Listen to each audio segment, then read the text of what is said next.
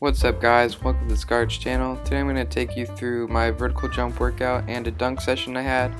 On my leg days I do 2 workouts in the day, so I'm going to take you through that. I do a dunk sesh, then speed sesh, and then later in the day I'll do a strength workout. So here I am doing my warm up for the dunk sesh. If you want to call it a dunk sesh, we'll see how it goes later on. But before that I did some massage gunning for a little while to get nice and warmed up. Then I did the A skip, B skip, and C skip progressions, and I just kind of went for like a slight jog for a little while just to get really warmed up before I started.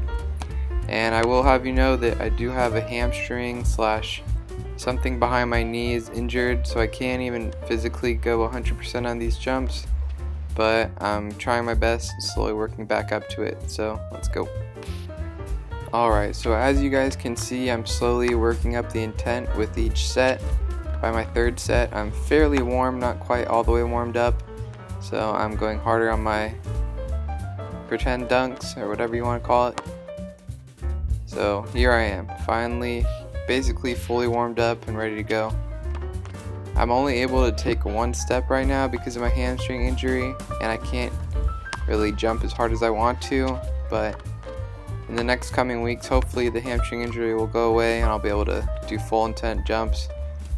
But until then, we're just gonna see if we can dunk with what we got.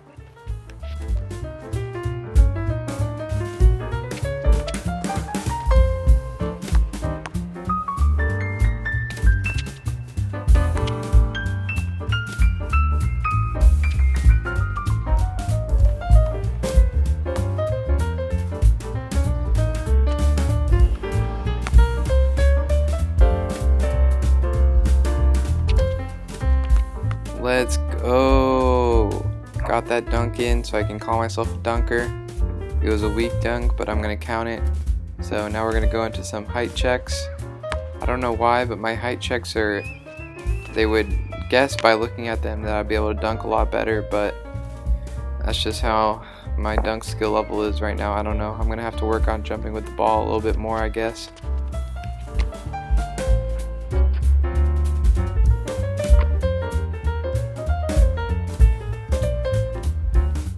Alright guys, so now we're going to move on to the spring phase portion of the workout. I've been doing a strength phase for the past month or so, letting my hamstring heal, and I think I'm finally ready to go at least, like 90% on my sprints and all that. So I did some cone drills to work on my lateral quickness, and now I'm doing sled sprints. I do 3 sets for all these, so this is like 3 sets, like 25 yards. Now I'm doing side sprints. This is really good for the lateral quickness as well. You want to have strength in all angles, so basically it protects you from getting injured if you're going to dunk, because a lot of times in dunking or basketball or football or any sport, you're moving in a lot of unconventional ways, and if you haven't trained all those angles, then you never know what's going to happen. So I finish it off with some back pedals, 3 sets of about 20 yards, and now we're moving on to the power phase.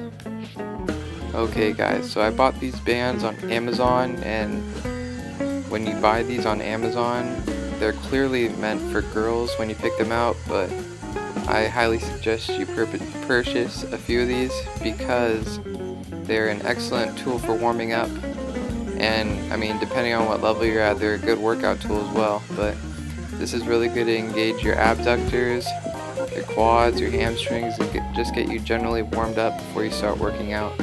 So, and you can do hip bridges with these and all sorts of things, so they're a really good tool to use, and I highly suggest you try it. Next up for my warm-up is TKE. I only did 1 set today because I honestly feel like this warm-up hasn't been as useful lately, and I know it's because I'm not using a thick enough band, so next time I'm going to switch.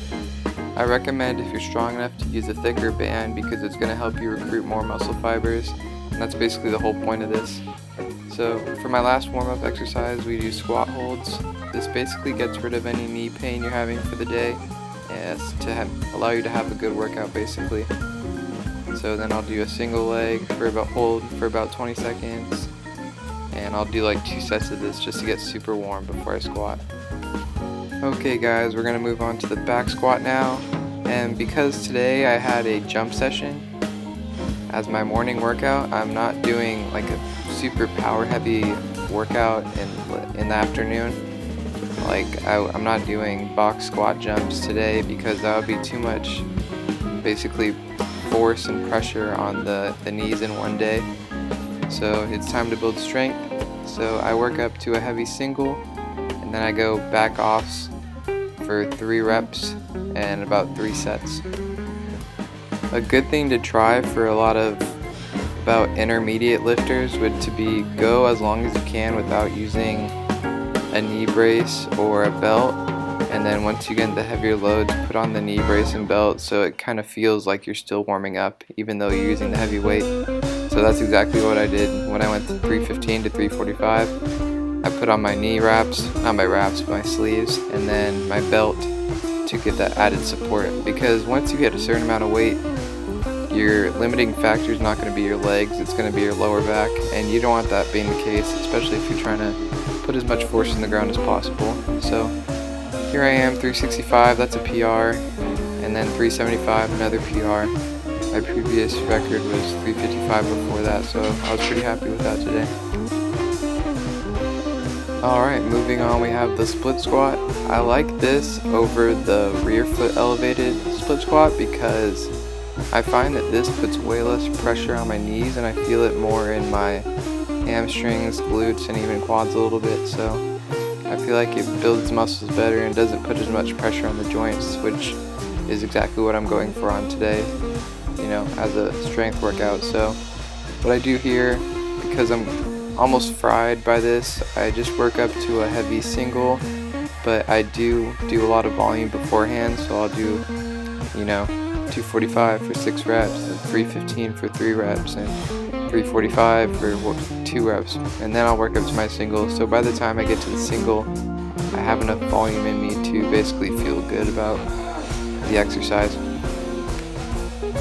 Another reason I really like this exercise / hate it, but it's a hate-love relationship, so it really forces you to have good balance, and that's key in a lot of sports and often a really undertrained thing, because most of the time we're just focusing on raw power, but this makes you have power and balance, so it makes an extremely good exercise. So next we're moving on to RDLs. This is basically just to work on the hamstring.